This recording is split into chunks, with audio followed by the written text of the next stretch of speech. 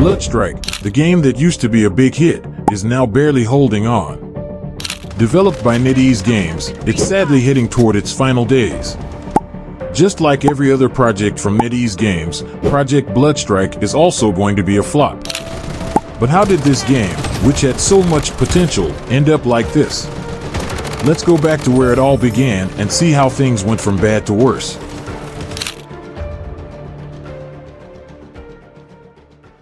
When Bloodstrike first launched, it seemed like it might break the usual NetEase curse. I mean, they've got a PhD in making games and leaving them with hackers and no updates.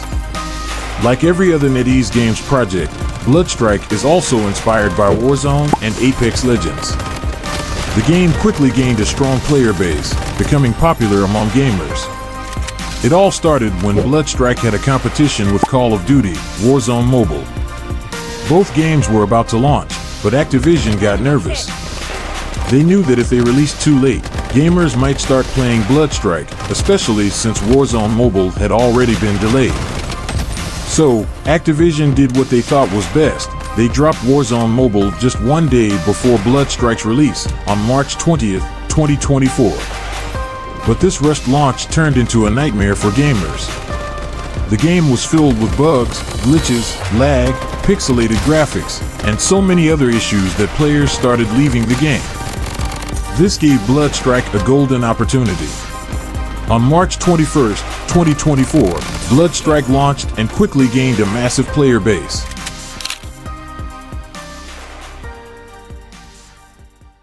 But just when everyone thought Bloodstrike was going to be a lasting success, something unexpected happened. It all started when the developers, hungry for more profits, made a decision that would haunt the game. They turned it into a pay-to-win nightmare. Suddenly, there were weapons and gear in the game with some advantages. You could only get them if you paid real money. Sights that give you a clear edge, special effects that make your character stand out, everything came with a price tag. If you had the cash, you had the power. But that isn't the only problem. The developers also began cramming unnecessary stuff into the game, completely ignoring the performance issues that came with it. Remember how smoothly the game ran when it was first launched globally? Compare that to now, and you'll see a massive decline in performance. Lag spikes and stuttering, these became a common experience for players. And it gets worse. The developers seem to have lost all interest in maintaining the game. Cheaters have started flooding the servers, using hacks like NetWing to gain unfair advantages. Imagine facing opponents who can see through walls or get headshots every time. Frustrating, right? And what is the anti-cheat system doing? Absolutely nothing. These cheaters are roaming free, ruining the game for everyone else. This is leading to a decline in the player base. With every update that ignored these issues, more and more players left, feeling abandoned and betrayed by the developers.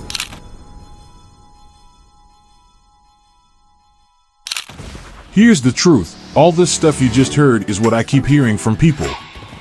Every time I drop a new video, I get flooded with comments from people saying the game has become boring. They're talking about how it's turned into a pay-to-win mess and how hackers are ruining everything. I've heard it all. So, I made this video to break it all down and set the record straight for you guys. Hackers. People keep saying there are hackers in the EU MENA server, claiming they use something called NetWing to cheat. But honestly, I haven't seen any hackers myself. When I asked for proof, the accusers just vanished. I even checked with a friend who plays on that server, and he hasn't spotted any hackers either.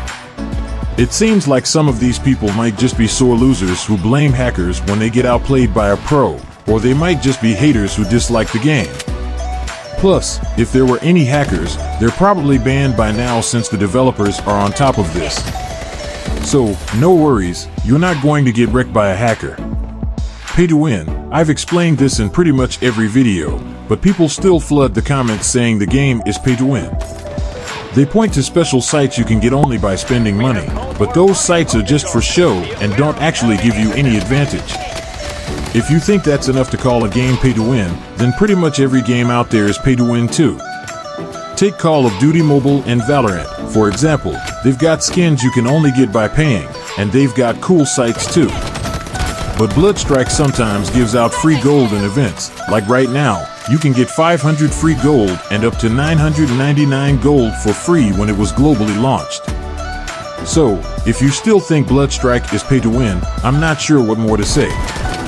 Lag and low player base. Yeah, there are some lag and optimization issues. When the game launched globally, it was different from what it is now. But honestly, that's pretty common for games. Every time they update, they get a bit heavier with new stuff that your device has to handle.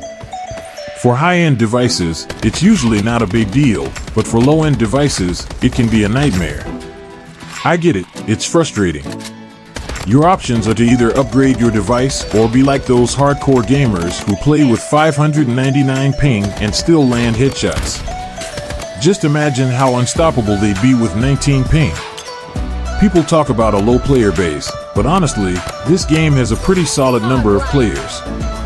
It's not hard to find matches at all, and making friends in the game is super easy too. That's more than enough players to keep the game alive and kicking.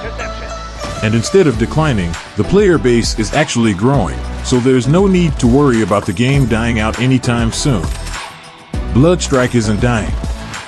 In fact, it's far from it. Sure, there are issues, but show me a game that doesn't have its problems. The thing is, the developers behind Bloodstrike are actually pretty good at what they do. They're listening to the community, rolling out updates, and making sure the game stays fun and engaging. NetEase might have a rocky track record, but they found a big success with Bloodstrike. This is just the beginning. The game is growing, the devs are working hard, and the community is still strong. Bloodstrike isn't going anywhere.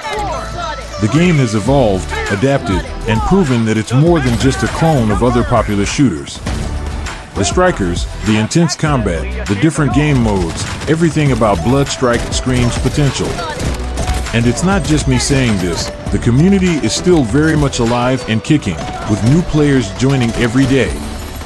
So, there you have it, guys. Bloodstrike is alive and well, despite what the rumors might say. Don't let the negativity fool you. This game is still one of the best out there, and it's only going to get better. If you enjoyed this video, don't forget to smash that like button, subscribe for more content, and leave a comment below. Let's keep the Bloodstrike hype alive. See you in the game, and until next time, keep on grinding in Bloodstrike.